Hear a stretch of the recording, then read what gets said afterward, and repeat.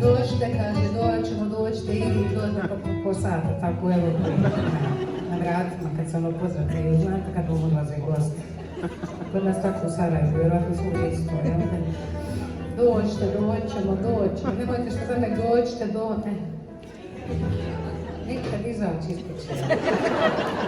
Tako i mi.